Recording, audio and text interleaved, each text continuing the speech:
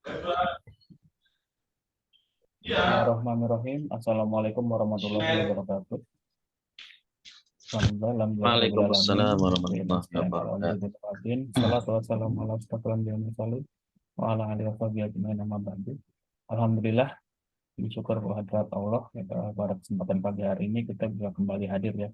Setelah pekan kemarin apa namanya Jaga Village sedang ada kegiatan, akhirnya kita bisa kembali bersama-sama duduk muwajahah untuk mendengarkan majelis ilmu dari Ustaz kita Al-Ustaz Ahmad Jailani. Mari kita mulai kajian pada pagi hari ini dengan sama-sama membaca Al-Basmalah. Bismillahirrahmanirrahim. Bismillahirrahmanirrahim. Pada Ustaz, kalau kami persilakan kalau ada masalah Ustaz. Bismillahirrahmanirrahim. Assalamualaikum warahmatullahi wabarakatuh. Waalaikumsalam warahmatullahi wabarakatuh. Alhamdulillahirabbil alamin wassalatu wassalamu ala asrofil anbiya'i wa mursalin wa ala alihi wa ashabihi ajmain. Allahumma inni a'udzubika an adilla wa dhalla wa azilla wa uzalla wa a'udzubika uzlama aw ajhala yujla alayya. Allahumma salli wa sallim ala sayyidina Muhammad wa ala alihi wa ashabihi ajmain. Ikhwani wa akhwati rahimakumullah. Alhamdulillah pada pagi ini Allah pertemukan kembali kita di dalam kajian rutin kita, yaitu kajian bersama dengan teman-teman Akrina Village. Salawat dan salam juga tak lupa kita curahkan kepada Nabi besar Muhammad Sallallahu Alaihi Wasallam sebagai kedua hasanah kita, sebagai suri teladan kita dalam segala aspek kehidupan, insya Allah. Insya Allah pada hari ini kita akan mulai membahas kitab Kaifatus Sholli ya. Nah, kitab Kaifatus Sholli ini menjelaskan tentang tata cara sholat. Nah, jadi menjelaskan tentang tata cara sholat dari mulai niat sampai ke salam. Nah, namun sebelum ke sana tentu alangkah baiknya kita perlu tahu dulu ya tentang sholat itu sendiri. Ya. Maka sebelum masuk ke kitab Kaifatus Sholli, saya akan buka dengan kitab yang sebelumnya, yaitu kitab Ahkamus Sholah. Ya. Jadi kitab Ahkamus Sholah itu kitab yang membahas tentang bab sholat dari mulai toharoh ya, sampai dengan macam-macam sholat. Nah, saya pikir harus tahu dulu gitu ya, dari bab toharoh, kemudian yang membatalkan, dan sebagainya. Baru kemudian kita belajar tentang kaifatus sholinya. Ya, insya Allah pada bab sholat ini kita akan bahas dari dua kitab. Yang pertama adalah kitab Ahkamus Sholah, ini karangan Syekh Ali Ragib, seorang guru besar ya, di Mesir Al-Azhar Asy-Syarif, bermazhab Imam Syafi'i ya. Walaupun nanti ada beberapa hal ya yang sedikit berbeda dengan Imam Syafi'i, itu biasa ya. Di mazhab Syafi'i itu ada namanya Syafi'iyah. Jadi ada Syafi'iyah, ada Imam Syafi'i, itu beda. Nah, kalau Imam Syafi'i itu ya orangnya. Orangnya itu ulama besar, pendiri mazhab Syafi'iyah. Nah, kalau kita sebut Syafi'iyah berarti tidak hanya imamnya yang disebut, tetapi juga para pengikutnya. Murid-muridnya itu disebut dengan Syafi'iyah. Nah, murid-muridnya ini kadang-kadang ada yang beberapa hal yang sedikit berbeda dengan gurunya, tetapi garis besar itu hukum-hukum umumnya itu sama. Itu sama. Nah, insya Allah kita akan bahas dari kitab Ahkamus Sholah.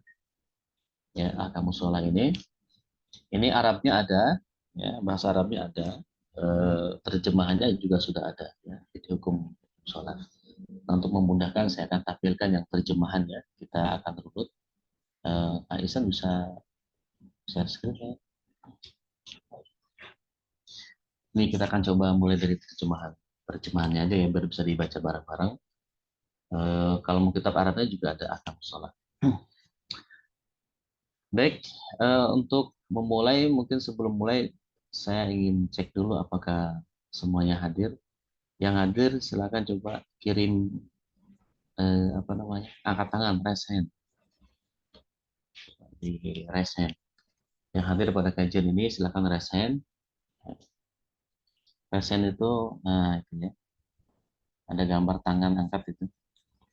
Silakan. Baru dua nih, baru Aisan sama Mbak Dona. Berarti yang lainnya hadir apa tidak ini? Coba hadir nggak? Masya Allah. Terus Mas Gali, Masya Allah. Gimana kabarnya Mas Gali? Nah, Ihsan. Ada Ihsan, beda ya? Beda, Ustaz. Oh, beda. Oh, ada Ini alhamdulillah sudah bergabung sama kita di bagian desain grafis, Ustaz. Ya. Oh, desain grafis. Alhamdulillah. Mbak Nida, Mbak Dona. Ihsan sama Ihsan ya. Yang satu pakai H, yang satu pakai Kho. Maukar hadir, Maukar. Mana Maukar? Mas Wawan, Mbak Resti, Kang Mulyadi belum hadir berarti ya. Baru akunnya yang hadir. Baik, nanti diingatkan saja yang belum hadir, ini ada 4 orang. Ya, ini penting sekali ya kita hadir. Sebenarnya jangan sampai kita kemudian ikut kajian ikut gitu, tapi hanya akunnya saja yang hadir, tapi orang yang tidak hadir. Sangat sayang. Gitu. Ya kalau saya sih tidak masalah, ya, dalam pengertian ya saya hanya menyampaikan, tetapi yang mendapatkan materinya yang sayang, ya sayang sekali. Baik, ikhwan wa akhwat rahimakumullah, eh, ketika kita akan membahas tentang sholat, ya sholat atau bab sholat, kita akan pasti akan dimulai dari toharoh. Ya, ini terjemahannya. Jadi pasti dimulai dari bab toharoh. Ini kitab ahkamus sholat saja itu pembahasannya hanya 3. Yang pertama toharoh, yang kedua tentang sholatnya itu sendiri, yang ketiga adalah doa. Ya. Nah, toharoh ini kenapa penting? Karena memang sholat ini tidak bisa dilakukan, ya, kecuali bagi orang-orang yang suci, ya, baik suci atau baik suci dari hadas kecil ataupun suci dari hadas besar, gitu ya. Jadi suci itu di situ. Dan tidak hanya dari sisi orangnya yang akan sholat harus suci dari hadas kecil ataupun suci dari hadas besar, tetapi juga terkait dengan pakaian yang dia pakai juga harus suci dari najis. Tidak hanya pakaiannya yang harus suci dari najis, tetapi tempat dia sholatnya pun itu juga harus suci dari najis. Makanya taharah ini sangat erat kaitannya dengan sholat. Ya, itu yang pertama. Yang kedua, ini menunjukkan bahwa kaum muslimin itu sangat memperhatikan kesucian dan kebersihan. Ya, karena eh, ini menunjukkan apa ya? Indikasi bahwa umat Islam itu harus bersih, ya, harus senantiasa memperhatikan kebersihan. Nah, jadi kalau misalkan ketika musim COVID kemarin kita diminta cuci tangan setiap kali mau lakukan aktivitas, justru Islam lebih dulu, ya, yang namanya cuci tangan itu lewat wudhu itu kan sehari bisa 5 kali. Belum kalau ditambah dengan dia melakukan salat sunnah, misalkan. Nah itu sering. Kemudian istinsyak itu kan juga membersihkan kotoran dalam hidung. Itu istinsyak dan istinsyar. Istinsyak itu menghirup air ke dalam hidung. Kalau istinsyar itu mengeluarkan air dari hidung. Ya, jadi ini sangat penting sih bab taharah. Baru kemudian bahas sholat dan doa. Nah, terkait dengan ini ya ditulis tahun 1958 Masehi. 1 Dzulqa'dah 1377 Hijriah. Ini sama ya, ini tahunnya sama ya, tahun Dzulqa'dah. Bulan Dzulqa'dah. Kita membahas kitab ini di bulan Dzulqa'dah tahun 1444 Hijriah. Ini beliau ini Syekh Ali Raghib, ini guru besar di Universitas Al-Azhar Asy-Syarif Mesir. Sekarang sudah wafat. Nah, taharah, apa sih taharah? Taharah itu artinya ya suci, ya. Suci dan bersih dari kotoran. Nah, ini secara bahasa. Jadi kalau kita mendengar istilah taharah, oh berarti artinya suci, ya, atau bersih, ya, dari kotoran. Sedangkan taharah menurut istilah atau menurut para ahli hukum Islam, fuqaha, yaitu menghilangkan hadas dan najis, ya, atau sesuatu yang senada dengan makna dan gambaran pengertian keduanya. Nah, yang dimaksud dengan ungkapan yang senada dengan makna dan gambaran pengertian keduanya yaitu seperti tayamum, mandi besar yang disunahkan, cucian yang kedua, kemudian berkumur dan sejenisnya. Nah, jadi taharah itu menghilangkan 2 hal. Yang pertama adalah hadas, yang kedua adalah najis. Nah, dia tohara itu membersihkan, mensucikan ya sesuatu atau orang dari hadas, yang kedua dari najis. Nah, hadas itu apa ya? Hadas itu ya hadas kecil, ada hadas besar. Ya, hadas kecil berarti seperti apa namanya? Buang angin, ya, buang kotoran, WAB, buang air kecil, itu kan hadas, hadas kecil. Ya, hadas kecil semua. Nah, sedangkan hadas besar itu misalkan seperti bagi wanita yang sudah mendapatkan haid, itu kan nanti itu hadas besar. Ya, atau misalkan suami istri yang sudah berhubungan badan, itu juga termasuk hadas besar. Nah, gitu ya. Ini hadas.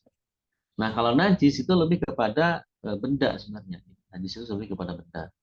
Ya, najis itu seperti kotoran hewan nempel ke baju, itu najis berarti kan. Kemudian apa namanya? Ada kotoran nempel di sajadah di tempat sholat kita, itu juga termasuk najis. Ya, ada najis atau penjilatan anjing, ya, atau karena air kencing bayi, air kencing orang dewasa, nah, kotoran manusia dan sebagainya itu adalah najis. Ya, najis itu lebih kepada bendanya, ya, lebih kepada bendanya. Nah, menghilangkan hadas dan najis itu dengan air mutlak. Nah, kita belajar airnya. Jadi air mutlak yaitu air yang belum mendapatkan tambahan, itu air mutlak. Nah, air mutlak itu juga kadang disebut dengan air murni, ya, kadang disebut juga dengan air murni, air mutlak. Nah, air mutlak ini eh, kalau kita perhatikan dari pembagiannya itu ada tiga. Jadi air laut, air yang turun dari langit, dan air yang keluar dari bumi. Itu air mutlak. Air laut itu termasuk air mutlak berdasarkan hadis Nabi Shallallahu Alaihi Wasallam dari Abi Hurairah radhiyallahu anhu. Qala Rasulullah Shallallahu Alaihi Wasallam fil bahri wa at-tahuru ma'uhu al-hillu maitatu.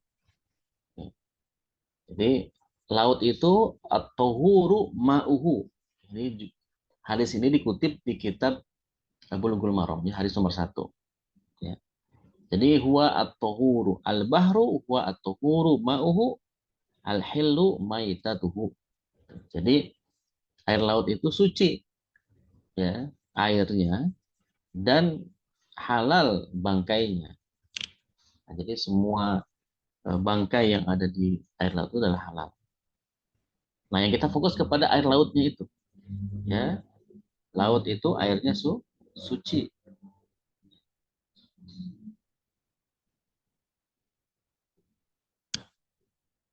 Nah, sedangkan air yang turun dari langit, ya, seperti air hujan, ya, air salju, atau yang lain itu berdasarkan firman Allah. Ya, dalam surat Al-Anfal ayat 11. Ya. Jadi Allah menurunkan kepada kalian hujan dari langit untuk mensucikan kalian dengannya. Jadi air yang turun dari langit pun itu termasuk air mutlak, air suci.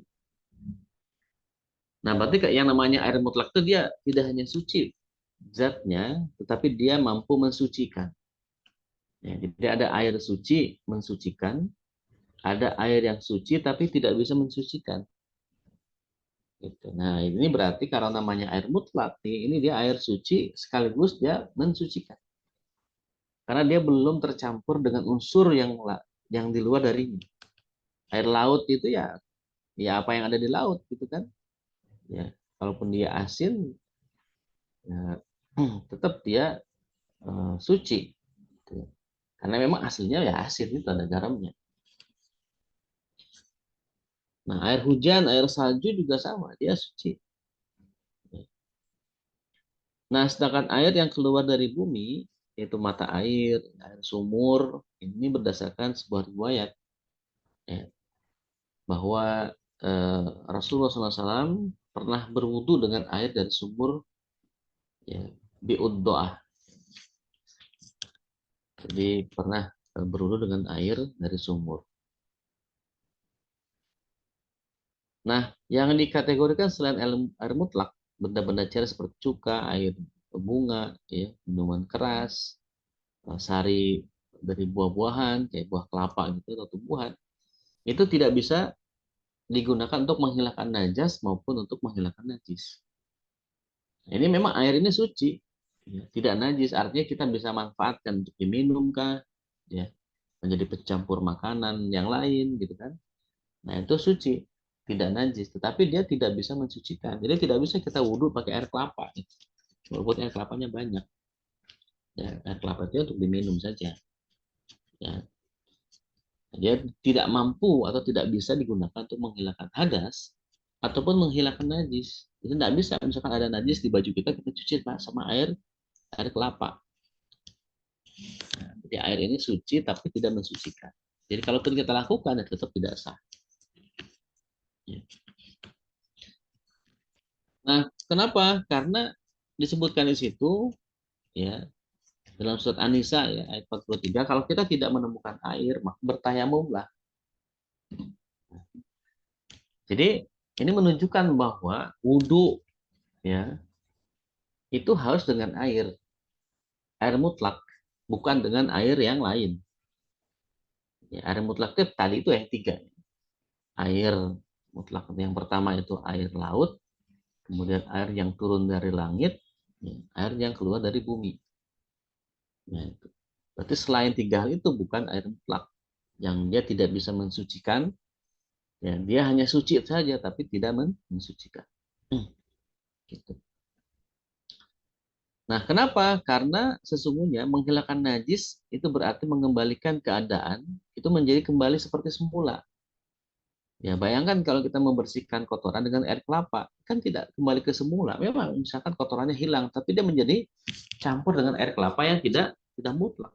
Jadi baju kita itu ya akan terasa rasa air kelapa.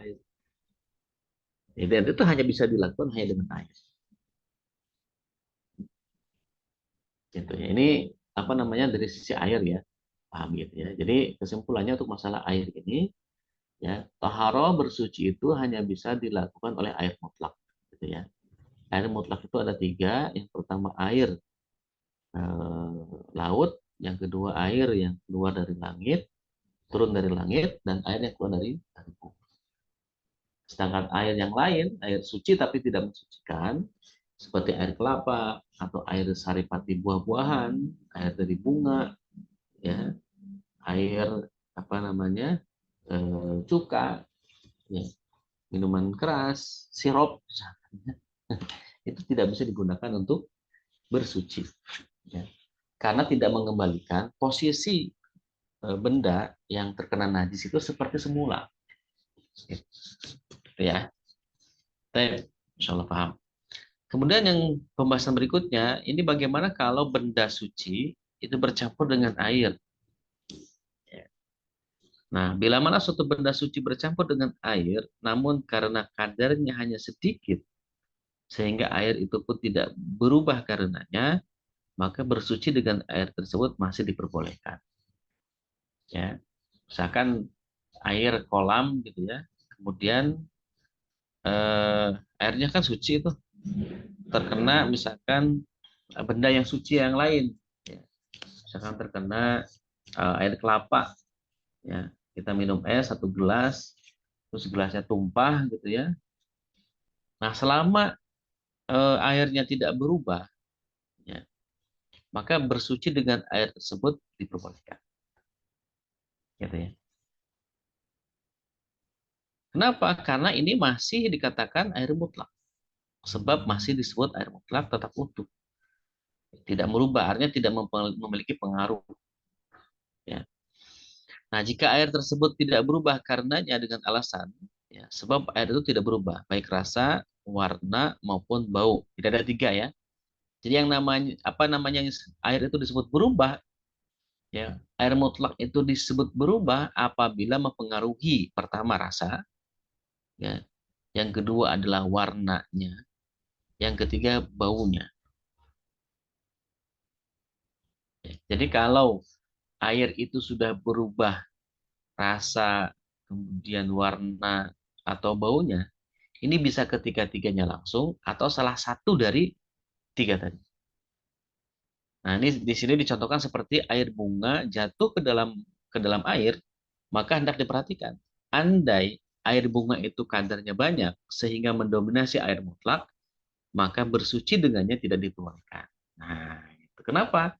Karena air itu sudah berubah baunya. Walaupun benda yang jatuh ke dalam air itu suci, tapi dia sudah berubah dari sisi baunya.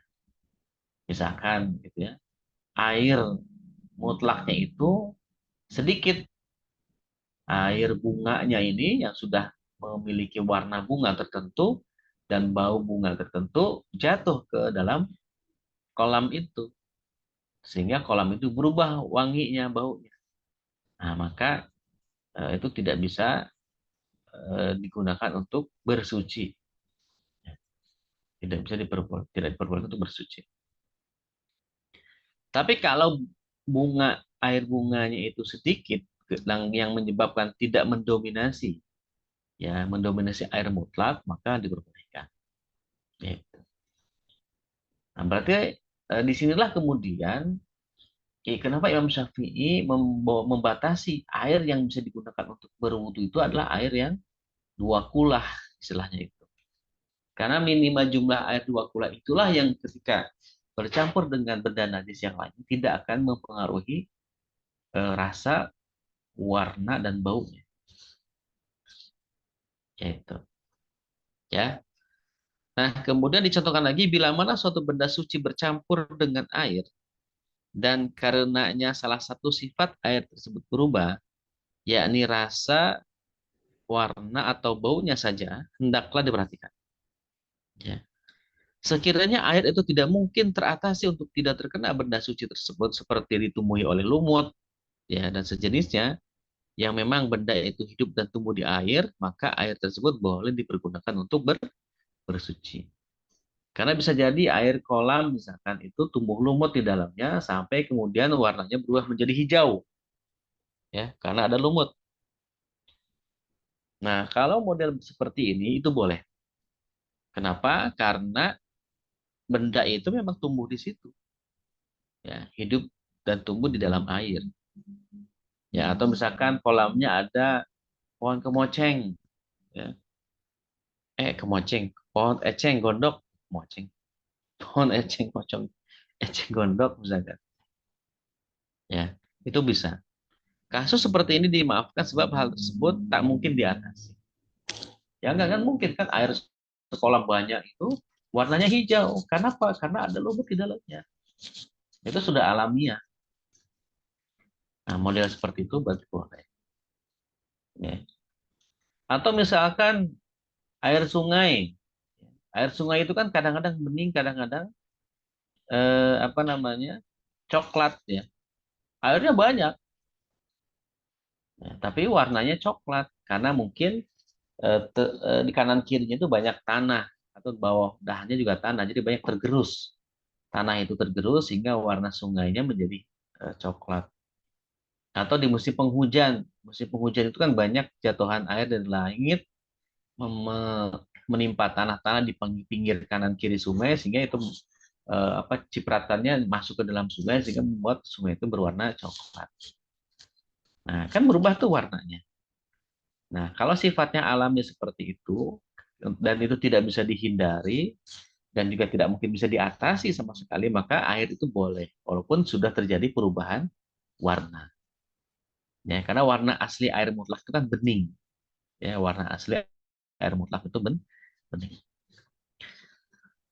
Ya. Nah, yang kedua, sedangkan jika air ini memungkinkan terpelihara dari benda suci, maka perhatikanlah, ya. Misalkan air ini air mutlak bisa terjaga dari benda suci.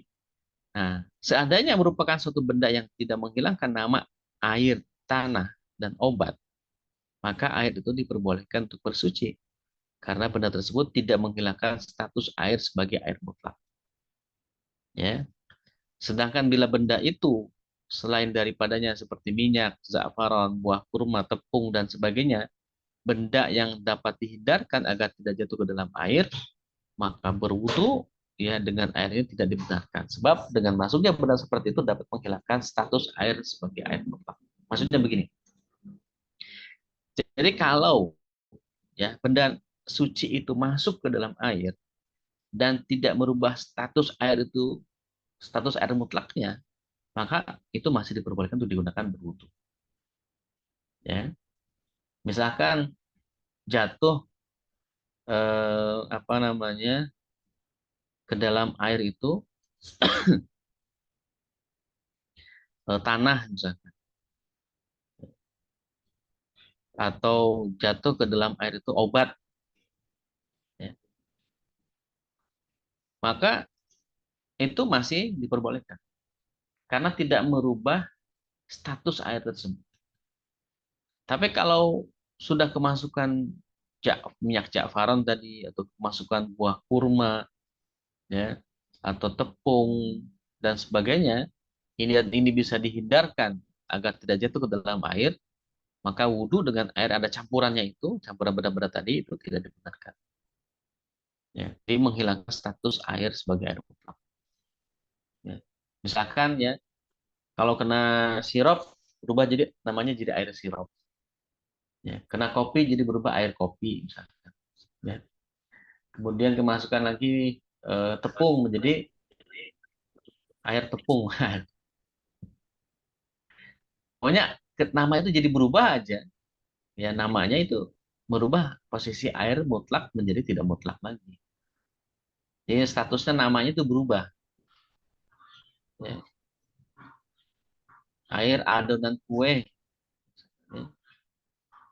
ya, dan sebagainya.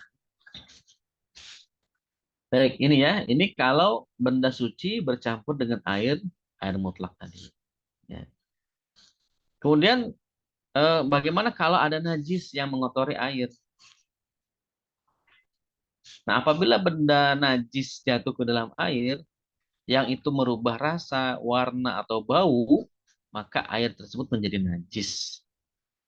Nah, baik air ini banyak maupun sedikit, mau banyak, mau sedikit, tetap air itu najis. Baik air itu mengalir ataupun menggenang.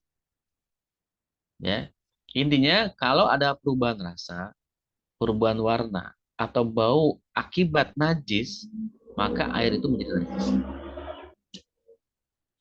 Jadi kuncinya bukan jumlah sedikit atau banyak, tapi berubah rasa, warna, atau bau. Gitu. Baik air itu sedikit ataupun banyak, baik air itu mengalir ataupun tidak. Misalkan begini, air di Jakarta, misalkan sungai-sungai kan hitam tuh, warnanya berubah, ya, baunya juga sudah berubah. Nggak mungkin sudah berubah, karena banyak najis yang jatuh ke situ, najis dari rumah tangga. Walaupun airnya itu mengalir dan jumlahnya banyak, ya kan di sungai-sungai kota Jakarta begitu ya, itu tetap itu tidak bisa mensucikan. Itu menjadi air najis saja. Itu baju kita misalkan harus, kenapa? Karena air itu sudah menjadi air najis, sudah berubah warna, rasa, dan bau, udah tiga-tiganya itu. Ya, kan baunya juga kerasa ya, bau apa tak sedap gitu lah ya. Nah, ini maka tidak bisa digunakan untuk bersuci karena air itu najis. Tetapi kalau ketiga unsur air tadi tidak berubah warnanya, tidak berubah rasanya, tidak berubah baunya, ini diperhatikan. Nah, kalau air itu kurang dari 2 kula, maka air tersebut menjadi najis. Gitu. Akan tetapi kalau airnya itu minimal sebanyak 2 kula atau lebih, maka airnya menjadi tetap suci. Gitu. Ini enak nih ya, pembagiannya enak. Jadi kata kuncinya pokoknya kalau air itu berubah, baik rasa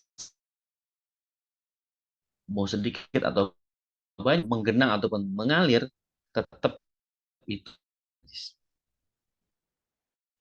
Tapi kalau air apa namanya tidak berubah warna, rasa, dan baunya, lalu kejatuhan najis itu dilihat.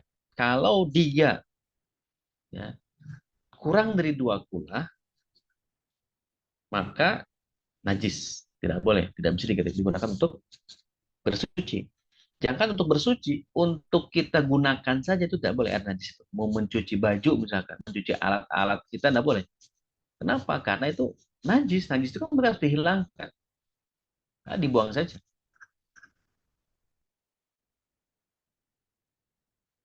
Ya,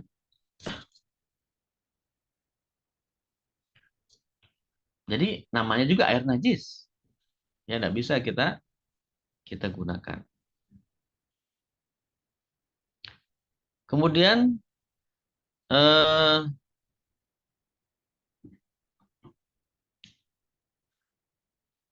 sabda Rasulullah SAW bersabda, bila mana terbukti air mencapai 2 kula, maka air tersebut tidak membawa najis. Jadi air 2 kula itu ukurannya sebanyak 2 tempayan air lah ya. Atau sama dengan 12 deterjen air. Ya. Atau eh, 216 liter. Ya, 2 kula itu sekitar 216 liter. Sekitar apa namanya? Segitu ya. Ada yang bilang 216 liter, ada juga yang bilang 270 liter. Ini khilaf. Ya, namanya 2 kula itu. Ya, amannya 300 liter lah ya. Amannya itu berarti kalau sudah 300 liter berarti sudah lebih daripada 2 kula. Nah, kalau kurang dari 2 kula itu, maka ketika dia terkena najis, maka tidak bisa digunakan untuk apapun. Karena masuk ke dalam kategori air najis. Air air najis. Atau kalau kita ukurannya kolam itu sekitar 91,8 cm. Ya.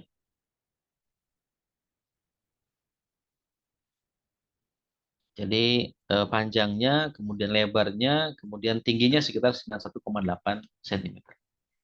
Panjangnya 91, ya hampir 1 meter lah ya. Ya mungkin kalau amannya panjang semeter, kemudian lebar semeter, kedalaman juga semeter. Nah itu lebih dari 2 kula. Ya. Nanti kalau kurang dari 2 kula ya terkena najis, tidak bisa digunakan untuk bersuci. Kalau misalkan air itu tidak terkena najis, boleh? Ya boleh digunakan untuk wudhu. Ya, yang penting syaratnya tidak terkena najis. Ya, dan misalkan air 2 kula nih kurang, kurang dari 2 kula. Apakah boleh digunakan untuk berwudhu atau menghilangkan hadas? Bisa. Bisa menghilangkan hadas kecil ataupun juga hadas besar. Gitu. Asal tidak terkena najis, gitu aja. Asal tidak terkena najis. Tapi kalau sudah terkena najis, ya itu. Mau sedikit atau banyak, ya apa namanya? Kalau dia berubah, ya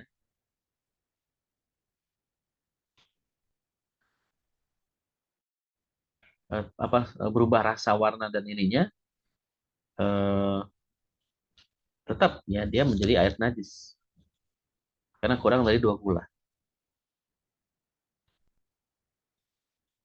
Nah, yang ketiga air mustakmal. Air mustakmal itu apa? Air bekas pakai. Ya. Ini ada dua ya. Yang pertama air mustakmal untuk menghilangkan hadas dan air mustakmal untuk menghilangkan najis. Nah, air mustakmal, air bekas wudhu, ya, air mustakmal itu kayak air bekas wudhu, itu untuk menghilangkan hadas seperti wudhu atau mandi, ya, mandi besar itu tetap suci, tidak menjadi najis. Jadi air mustamal itu tetap suci, tidak menjadi najis. Ini sebagaimana riwayat dari Jabir bin Abdullah bahwasanya Rasulullah SAW datang menjenguk aku ketika aku sakit, kemudian beliau wudhu dan menuangkan air bekas wudhunya kepadaku.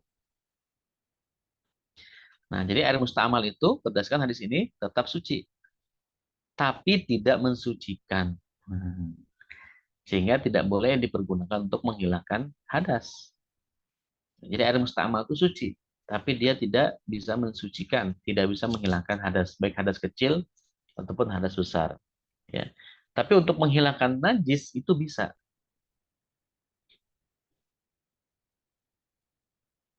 Ya.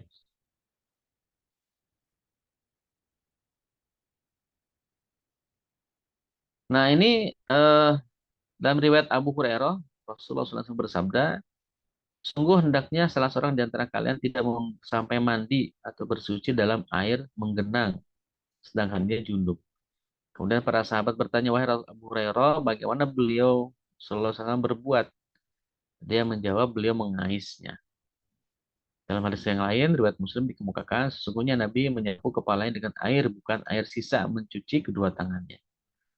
At-Tirmidzi meriwayatkan, sesungguhnya Nabi mengambil air baru untuk menyapu kepalanya. Nah, begitu pula At-Tirmidzi dan At-Tabarani mengemukakan hadis yang diriwayatkan dari bin Jariyah dengan ungkapan, ambillah untuk menyapu kepala air yang baru. Nah, sehingga hadis ini apa maksudnya? Larangan Rasulullah bersuci dalam air menggenang ini adalah dalil. Ya, dalil sesungguhnya air mustakmal telah keluar dari statusnya sebagai sarana untuk bersuci. Sebab larangan di sini semata-mata mandi, begitu juga hukum wudhu sama dengan hukum mandi. Nah, kemudian daripada itu, sesungguhnya perintah beliau agar mengambil air baru untuk menyapu kepala merupakan dalil bahwa air pertama adalah air mustakmal yang tidak lagi bisa dipergunakan untuk bersuci. Ya. Namun ini semua dengan catatan bila ternyata kadar air tersebut kurang dari 2 kula, sedangkan ketika kadar air tersebut mencapai 2 kula atau lebih, maka hilanglah status air mustakmalnya, ya, karena kadar air yang mencapai 2 kula atau lebih tidak tercemar. Ya, jadi air mustakmal, air mustakmal yang tidak bisa menghilangkan hadas itu air mustakmal yang kurang dari 2 kula. Ya. Lalu bagaimana kalau air mustakmalnya itu lebih dari 2 kula? Maka boleh. Misalkan begini, kita wudhu di kolam yang lebarnya 2 meter, tingginya 2 meter, panjangnya pun 2 meter. Dan posisi airnya penuh. Maka boleh kita berwudhu di atas kolam itu. Dan air wudhunya tumpah ke situ, tidak apa-apa. Karena air mustakmal itu tidak merubah status air mutlak yang ada di kolam tersebut. Ini lebih daripada 2 kula, maka tetap masih bisa mensucikan hadas dan juga mensucikan najis. Nah, ini air mustakmal ya. Tapi kalau air mustakmalnya itu balik ke air yang kurang dari 2 kula, itu tidak bisa. Ya. Dalilnya apa? Dalilnya tadi Rasulullah ketika mau nyapu kepala itu tidak menggunakan air yang ada di tangan yang bekasnya itu, tapi diambil lagi air baru kan.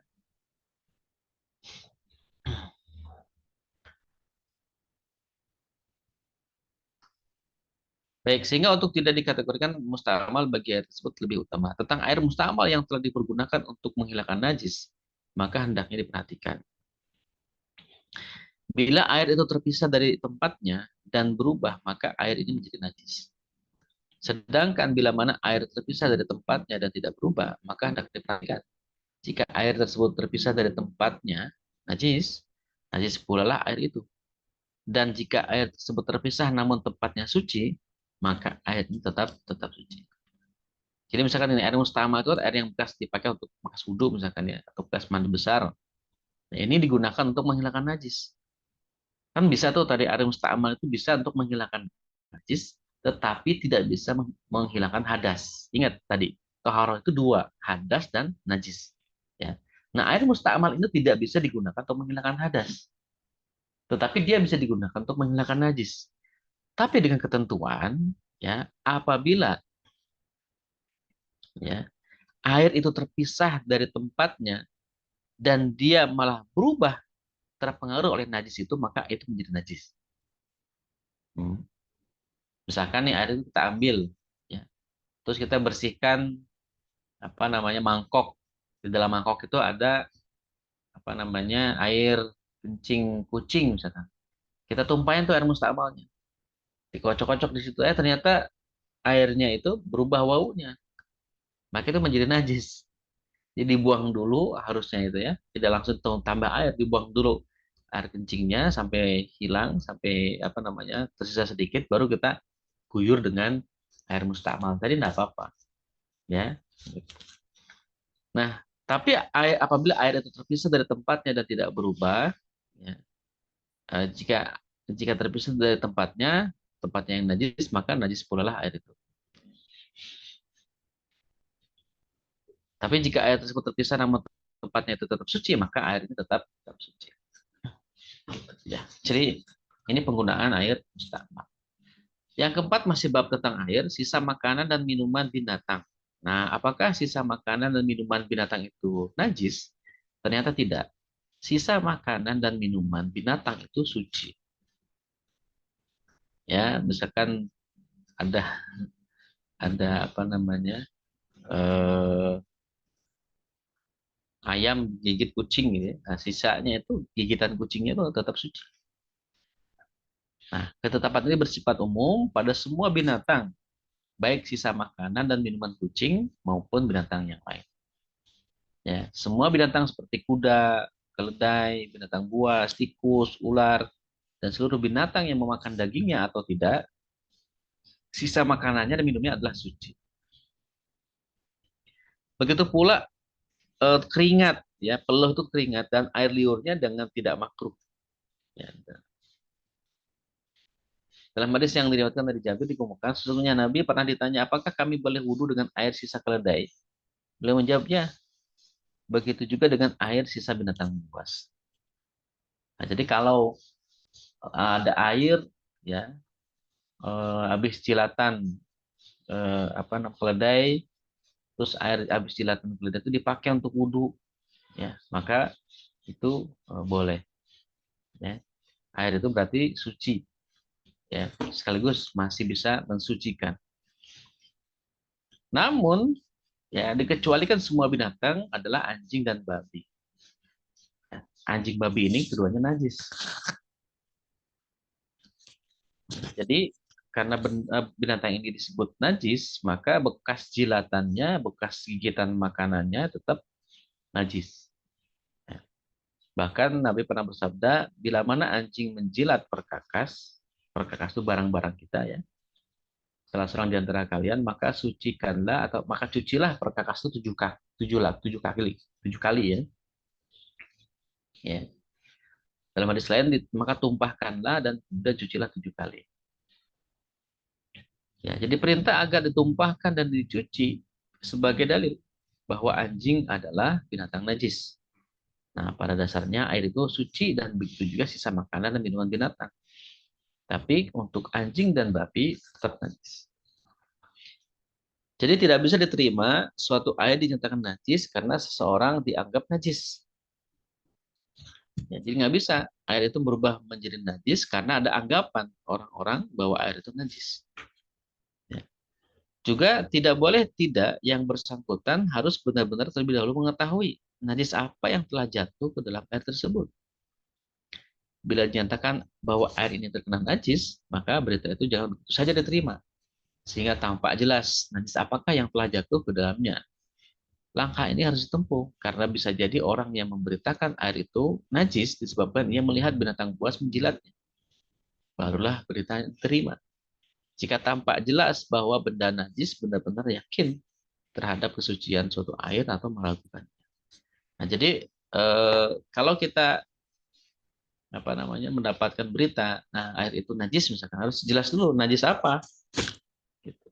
Kejatuhan apa air itu kok disebut jadi air najis, ya. Apalagi misalkan jumlah airnya banyak, tidak merubah rasa, tidak merubah bau, tidak merubah warna, ya. Ada orang bilang air najis, ya kan kita harusnya cek dulu. Kalaupun ada najis yang jatuh ke dalam air yang banyak itu tetap tidak disebut air najis, karena itu tetap air mutlak, karena kenajisannya itu tidak merubah warna, rasa, dan bau. Ya. Kecuali kalau memang airnya itu 2 kulah ke bawah, ya, berarti kurang dari 2 kulah. Walaupun tidak berubah rasa, warna, dan baunya, tapi kalau sudah jelas dia kejatuhan najis, maka tetap tidak bisa digunakan. Nah, baru itu tidak bisa digunakan untuk bersuci, gitu ya. Tapi bersuci sendiri, ya, bersuci ini baru kita bahas tentang bersucinya, itu ada 2 macam. Jadi ada suci dari hadas dan suci dari najis. Bersuci untuk menghilangkan najis itu tidak harus ya tidak dimulai dengan niat.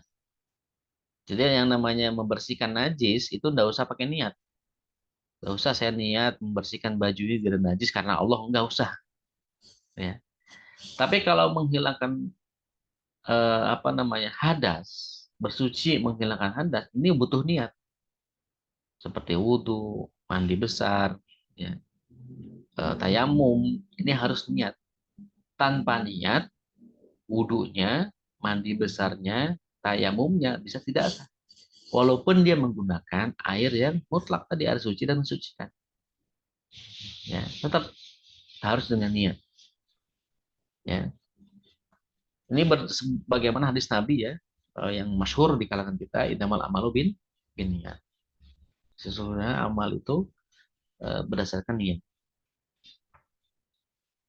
Nah, yang dimaksud dengan amalan di sini, al-a'malu, ini adalah segala bentuk ibadah dan bukan muamalah. Nah, jadi amal di sini bukan amal secara umum, tapi amal ibadah. Ibadah ibadah mahdhah atau ghairu mahdhah. Ya. Karena muamalah itu ini aktivitas yang berupa percakapan, bukan perbuatan. Sedangkan bersuci untuk menghilangkan hadas ini menghendaki aktivitas yang berupa tingkatan tindakan fisik, sholat, ya, kemudian yang lainnya gitu. Itu kan aktivitas fisik. Nah, sehingga tidak akan sah tanpa menyertakan niat. Nah, dengan demikian niat bersuci untuk menghilangkan hadas hukumnya wajib sama dengan hanya niat untuk mendirikan sholat. Ya. Nah, kalau muamalah apakah perlu niat? Tidak usah. Muamalat itu dilihat dari sisi akadnya. Misalkan jual beli, itu akadnya perhatikan sah atau tidak sah. Tidak usah niat dulu, ya, karena memang tidak dibutuhkan niat di situ. Yang dibutuhkan itu akad. Akadnya sah, antarodin, ya, dan tidak batil. Syirkah juga, yang penting akadnya. Akadnya terpenuhi, syarat rukun akad, maka sah muamalah itu. Dan itu tidak ada niat di dalam. Jadi muamalah itu tidak butuh niat. Jadi penilaian amal itu diterima atau tidak dalam hal ibadah, ibadah di sini bukan pengertian ibadah dalam mana umum, ibadah yang butuh ibadatan ya, menyembah ya bukan. Tapi dalam konteks praktek ibadah gitu ya, maka dia butuh niat. Butuh nih.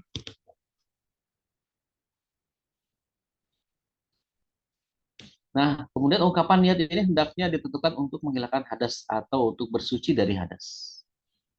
Nah, kepadanya diperbolehkan menyatakan niat tersebut dengan salah satunya, sebab dengan itu berarti ia telah niat untuk yang dimaksud menghilangkan hadas. Nah, kan tetapi yang lebih afdol, hendaklah ia menyatakan niat sejak mula pertama mengambil air wudhu sampai berakhir, sehingga selama berwudhu ia menyertakan niat. Sedangkan fardunya adalah ketika mulai pertama mencuci muka dengan alasan sebab muka adalah sebagai anggota wudhu yang pertama dari seluruh rangkaian fardu wudhu. Nah, jadi untuk niat ini kapan? Bisa di awal mula kita kena air, tapi pas cuci tangan, di situ niatnya. Menurut Syekh Ali Roge, itu afdolnya di situ niatnya. Niat wudhu itu dimulai dari kita mencuci tangan. Atau yang kedua, ketika kita membasuh wajah. Karena wajah itu merupakan urutan pertama dari anggota badan yang fardu untuk dibasuh. Kalau yang lainnya kan sunnah. Tangan sunnah, ya kan, kumur-kumur sunnah, kemudian istinsya juga sunnah. Yang wajibnya itu adalah mulai daripada wudhu. Fardu wudhu. Niatnya di mana? Ya boleh keduanya. Boleh ketika pertama kali mendapatkan setengah air atau juga ketika apa namanya dibasuh memasuk muka atau wajah. Nah, maka dengan demikian niat bersuci untuk menghilangkan hadas hukumnya wajib, sama halnya dengan niat untuk mendirikan sholat. Karena niat itu adalah tujuan, dan tujuannya itu harus jelas. Mau menghilangkan apa? Menghilangkan hadas kah? Makanya niat itu bagusnya niatnya menghilangkan hadas gitu aja, bukan untuk sholat. Karena kalau wudhu itu diniatkan untuk sholat, misalkan saya niat wudhu untuk melaksanakan sholat, menghilangkan hadas kecil untuk sholat duhur, berarti wudhu itu hanya untuk sholat duhur, ya kan? Nah, untuk sholat asar harus wudhu lagi. Tapi kalau kita niatkan menghilangkan hadas besar saja, ya bukan hanya untuk sholat, maka dia bisa gunakan wudhu itu untuk sholat zuhur, sholat asar, atau aktivitas lain yang membutuhkan wudhu. Jadi niatnya tidak hanya sebatas untuk sholat saja. Gitu ya. Baik, sampai situ dulu ya. Mungkin nanti selanjutnya kita akan bahas tentang cara berwudhu ya, atau kaifiyatul wudhu. Silakan bagi teman-teman yang ingin bertanya atau ingin menyampaikan pendapat atau yang lainnya. Baik, terima kasih Ustadz atas jelasan materi pada kesempatan hari ini. Silakan untuk teman-teman jika ada pertanyaan bisa langsung ditanyakan atau di chat kolom komentar. Silakan.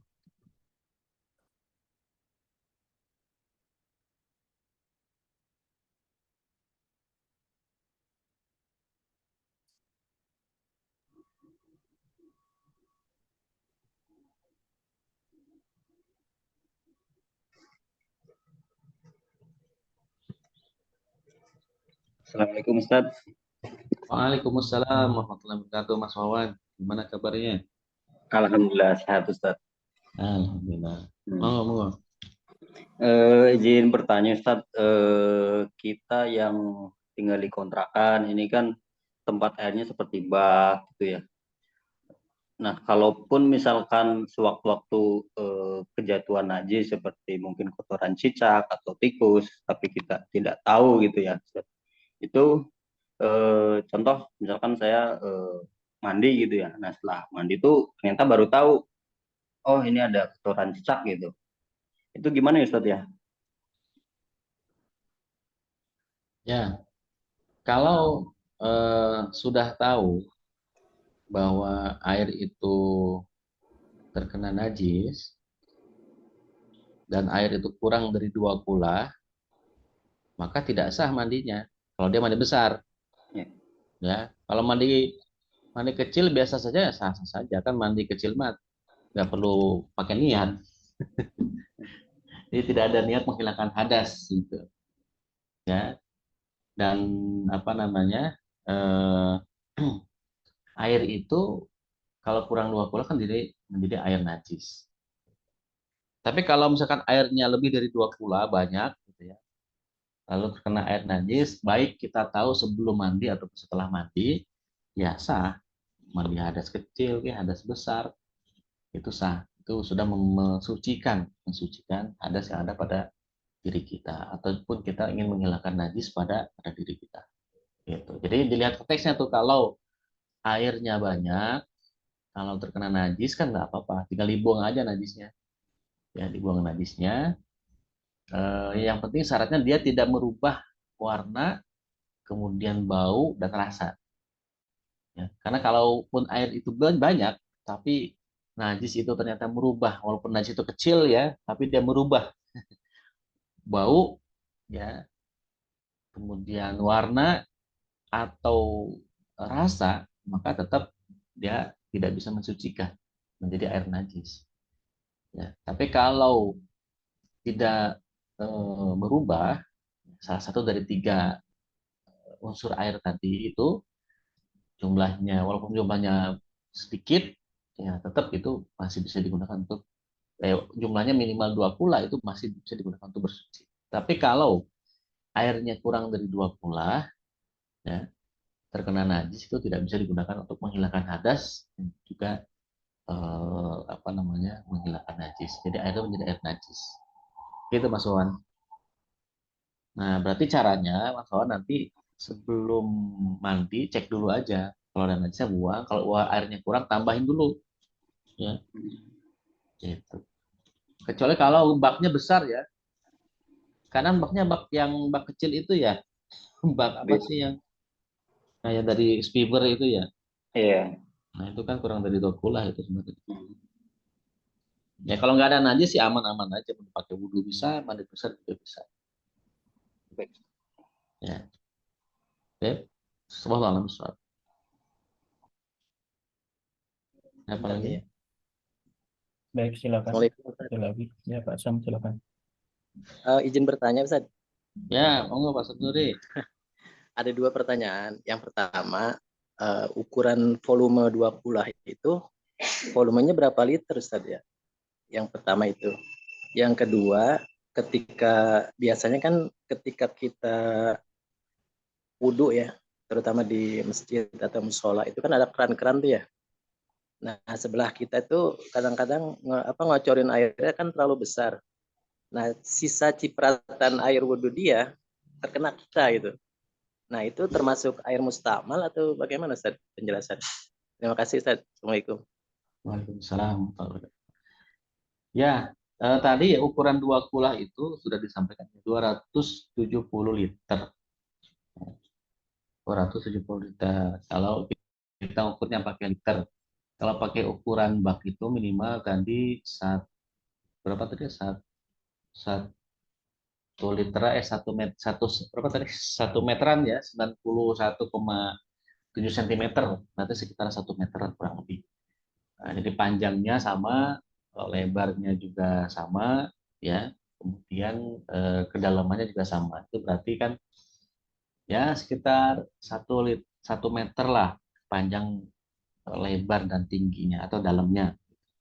Nah, itu ukuran 2 kulah. Jadi kalau liter tadi 270 liter, ya kurang lebih. Kemudian kalau ukurannya bak berarti tadi semeter, semeter, semeter, semeter. Itu kurang lebih ya. Tadi kan ukuran pasnya kan 91,7 atau 5 cm. Terus yang kedua air mustakmal. Air mustakmal itu kan tadi ada dua ya. Ada air mustakmal yang bisa menghilangkan hadas, air mustakmal untuk menghilangkan najis. Ya. Nah, air mustakmal yang kita gunakan untuk menghilangkan hadas, misalkan menghilangkan seperti wudhu atau mandi besar, ya. Ini apa namanya? Tetap dia tidak najis. Ya, tidak najis. Dia tetap suci, tetapi tidak mensucikan. Ya, sehingga tidak bisa menghilangkan apa tidak boleh dipergunakan untuk menghilangkan hadas. Ya, tidak bisa dipergunakan untuk menghilangkan hadas. Jadi air mustamal dia tetap suci tapi tidak mensucikan, tapi tidak bisa kita gunakan untuk menghilangkan hadas. Nah, lalu bagaimana posisinya ketika kita misalkan sedang wudhu, kemudian di sebelahnya itu ada teman yang wudhu, dia nyiprat-nyiprat, gitu ya, nyiprat-nyiprat.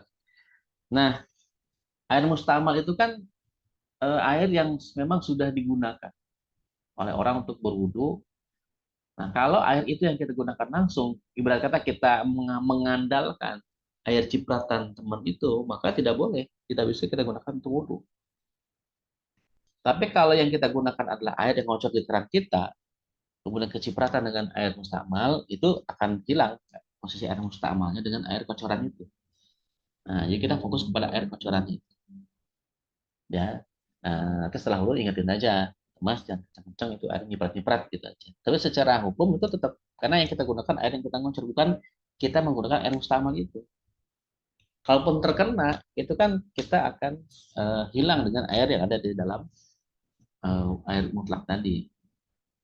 Karena air mutlak itu, jangankan kena air mustakmal, tercampur air mustakmal, ya, terkena apa namanya najis pun, kalau dia jumlahnya banyak kan tetap tidak merubah air mutlaknya, tetap bisa digunakan untuk berwudu. Ya, jadi kena najis aja, kalau misalkan dia jumlahnya banyak, ya kan, dia tetap tetap tidak najis, masih bisa digunakan untuk wudu. Ini kan hanya sekedar air mustakmal, air mutlak terkena cipratan air mustakmal, nah, tidak merubah posisi dia sebagai air mutlak, berubah menjadi air mustakmal, tidak, gitu. Ya, jadi apalagi kan air keran itu kan jumlahnya banyak, dari atas itu kan jumlahnya banyak, jadi tidak akan merubah posisi air menjadi air. Jadi boleh kita wudhu walaupun terkena cipratan air mustakmal sebelah kita. Nah, tapi secara adab ini kan kita dalam wudhu itu diminta sama Rasulullah kan untuk menghemat air ya. Nabi saja itu berwudhu bisa menggunakan air yang sangat sedikit, tidak sampai jor-joran seperti itu. Tinggal diingatkan saja itu bahwa air itu, wudhu itu harus apa namanya menghemat air, tidak terlalu banyak air. Walau misal kita Pak Syam, Baik, terima kasih Ustaz. Boleh satu lagi Ustaz? tafadhol. Ini kalau airnya kurang dari 2 kula, itu kan ada satu keterangan, bahkan saya juga masih ragu. Itu bisa digunakan, tapi dia diambilnya pakai gayung gitu, Ustaz. Jadi pelan-pelan gitu. Jadi enggak, terus air itu bisa seperti itu, Ustaz. Misalkan airnya 1 ember gitu, kita gunakan, tapi dengan ketentuan dia airnya air mutlak atau air yang cukup lah, tidak terkena najis gitu. Tapi kita wudunya pakai gayung gitu. Gitu gimana tadi? Ya, air kurang 2 kula itu masih boleh digunakan untuk wudhu atau menghilangkan hadas besar. Catatannya tadi gitu. Yang penting tidak terkena najis gitu aja. Tidak terkena najis. Kemudian tidak terkena cipratan itu apa air musta'mal bekas wudhu kita ke situ balik lagi. Kan kalau air kurang 2 kula itu tidak bisa kita langsung dicomot pakai tangan gitu ya. Air wudhunya kemudian cuprat. Tapi kalau cuma dicomot saja dan pakai tangan jadi gayung gitu ya. Pakai tangan atau pakai gayung tidak apa-apa. Diambil pakai seperti Nabi tadi kan beliau mengambil dari kolam dari ember kan seperlu beliau pakai tangan. Nah, beliau wudhunya rada jauh dikit, kemudian mengusap ke anggota tubuhnya. Itu boleh. Gitu. Makanya sebenarnya wudhu itu dengan air air mineral di botolan itu boleh. Itu kan kurang dari 2 kula tuh. Boleh. Asal tidak terkena najis. Kalau sudah terkena najis kan itu kalau air kurang dari 2 kula itu najis. Nah, strateginya sebenarnya kalau ingin lebih yakin lagi, itu ngambil pakai ember. Kan kalau ngambil aja kan enggak apa-apa kan air kurang dari 2 kula, terus kejatuhan benda najis kan tetap kejatuhan benda suci kan tetap suci. Ember kan suci, gayung suci, tangan kita kan suci. Kecuali kalau tangan kita ada kotoran cicaknya ya gitu najis, tapi kan tangan yang bersih kan suci semua. Nah, itu tidak akan tidak merubah air itu sehingga tidak boleh dipakai wudhu. Itu boleh selama tidak terkena najis saja tadi. Ya, selama tidak terkena najis. Nah, jadi air mineral. Nah, amannya itu tadi kalau ingin tidak ciprat-cipratan itu ambil aja ember dan embernya dibolongin di pinggirnya itu pakai tutup, nanti tutup pakai penutup apa gitu, kayu atau apa. Nah, itu lebih karena wudhu kita itu kan sebenarnya kan tidak terlalu banyak. Ya. Tidak terlalu banyak. Kebanyakan itu kan anggota wudhu kita kan diusap ya. Al-ghusl itu kan wajah itu kan itu aidiyahum wajah gitu kan dibasuh pakai air kan wajah, udah tangan sama kaki ya. Makanya kalau wudhu dengan air yang sedikit itu bagusnya kita tunaikan yang fardu-fardu aja. Gitu, yang sunnahnya ditunda karena airnya kan sedikit. Ya, apalagi kalau kita ngantri, ya bagusnya kita wudhu ya sadar diri karena orangnya ngantri, airnya sedikit ya jangan semuanya anggota wudhu kita basuh, yang sunnahnya kita basuh. Yang penting yang wajibnya saja. Ya, karena dalam kondisi seperti kecuali kalau airnya banyak, kan, terus tidak ngantri, ya tidak apa-apa. Nah, saya pernah itu wudhu di tempat Islamic Book Fair dulu ya, tahun berapa lupa. Itu ngantri banget. Ya, ada orang wudhu udah mengambilnya banyak, semuanya lengkap. Aduh, kan ngantri. Waktu sholatnya bisa habis sih. Daripada itu kan kita yang wudhu sempurna, yang wajib. Jangan cukup sekali-sekali. Gitu. Ya, itu kan kita berarti tahu ilmunya. Yang penting kan yang wajibnya, terus sekali-sekali aja, nggak usah 3 kali. Ini mah sudah semuanya, masing-masing 3 kali. Ya, ngambil aktuliyahnya, tapi kondisinya kan tidak memungkinkan. Setelah pengertian harusnya ngerti juga posisinya kapan ketika kita mau sempurna wudhu, semua diwasu 3 kali. Gitu. Nah, jadi begitupun ketika air itu kurang dari 2 kula, Ini anggota anggota keluarga kita mungkin ada beberapa orang yang belum sholat juga, ya sudah kita gunakan secukupnya, sekali-sekali yang fardunya saja. Nah, caranya pakai ember, ambil, bolongin tuh bawahnya, biar nggak terlalu banyak kebuang. Nanti sisanya balikin lagi. Kan itu belum digunakan, di ember itu kan masih di ember. Ya, yang kita gunakan kan yang dia ngocor dari lubang kecil itu, yang kita bolongin pakai paku aja. Nah, itu insya Allah bisa tetap terjaga. Oh, besok. Terima kasih Ustaz. Nah, Waalaikumsalam. Baik Ustaz, terima kasih atas jawaban yang diberikan. Mungkin sekarang Ustaz silakan pertanyaan untuk teman-teman. Baik, pertanyaannya. Apa makna toharoh?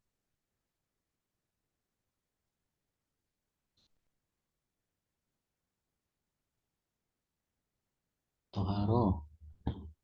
Ya, Kang Ihsan silakan. Tes makna dari toharo membersihkan, mensucikan gitu, menghilangkan hadas dan najis. Baik, lengkap insya Allah. Um, Tadi Mbak Nina jawab ya, tapi beliau belum lengkap. Bersih dari kotoran, nah, kurang lengkap. Jadi taharah itu dua, mensucikan diri dari hadas dan dari najis. Ya. Satu lagi Ustaz, silakan. Satu lagi. Ya, Baik, satu lagi. Kapan kondisi air itu menjadi najis, tidak boleh kita gunakan? Ada apa yang terjadi dengan air itu? Berubah apanya? Ustaz. Ya. Bismillah. Pertama, jika ada air yang kejatuhan najis bisa merubah warna, bau, dan rasa, maka air tersebut bisa menjadi najis. Seperti itu. Walaupun jumlahnya banyak sekalipun seperti itu. Baik, ahsan tuh. Barakallahu fikum Mas Wawan. Sahih. terima kasih Ustaz atas pertanyaannya dan barakallah teman-teman yang bisa menjawab. Akhirnya sampai juga kita di penghujung kajian pada pagi hari ini. Marilah kita tutup kajian pada pagi hari ini dengan sama-sama membaca Alhamdulillahirrahmanirrahim dan membaca doa kafaratul majlis. Subhanakallahumma bihamdika asyhadu an la ilaha illa anta astaghfiruka wa atubu ilaik.